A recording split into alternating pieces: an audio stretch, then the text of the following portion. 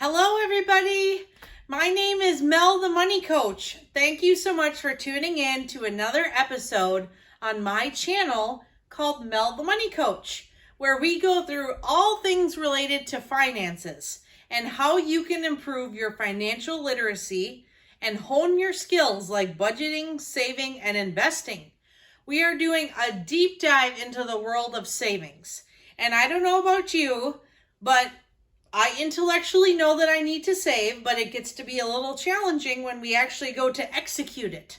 And this is how my husband and I lived for so long, spending everything first and then hoping and praying there's something left at the end to save.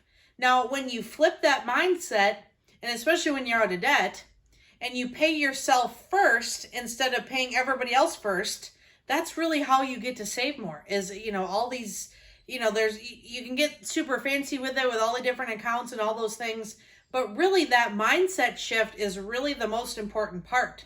So today we're going to be talking about eating out / delivery, because with COVID world, things are a little different. Now we're starting to be able to eat out again, but what you can get sucked into pretty quickly is the delivery option. Now, these things, like Grubhub and all these different things, not hating on them at all, but it's super convenient these days to be able to get food, because that's what restaurants had to do to pivot in order to survive the pandemic. Now, I'm not suggesting that you never eat out or that you never, get delivery or whatever, but especially, depending on your stage, especially when you're getting out of debt, those $20, $30, $50, $100, $200 a month makes a huge impact.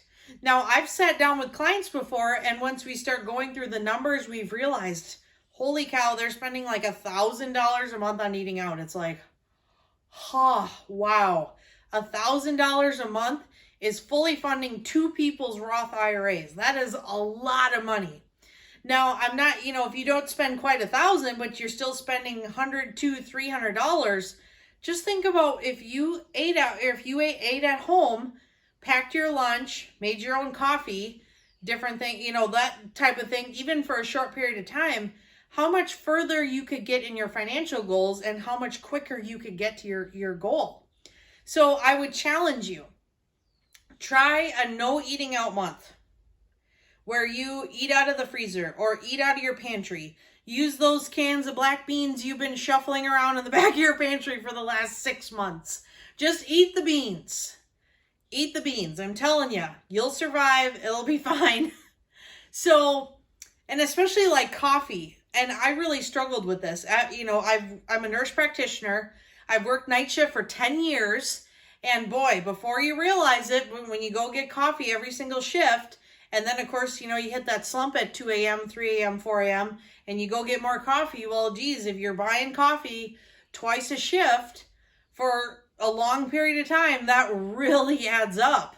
And now I just started grinding my own coffee, and I realized I bought like 200 ounces of beans for like $100 bulk, the favorite brand that I like, and I'm still using it. And that's been like months.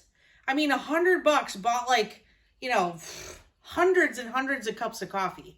And $100 at, your favorite coffee house wouldn't get you more than maybe a 5 cups of coffee, or the fancy ones at least, or, who knows? So the options are out there. I promise you'll survive not eating out and eating your cans of beans you've been shuffling in the back of your pantry forever. So just go ahead, eat the beans, save the money. You got this. So that's all I have for this video. I'll see you next time.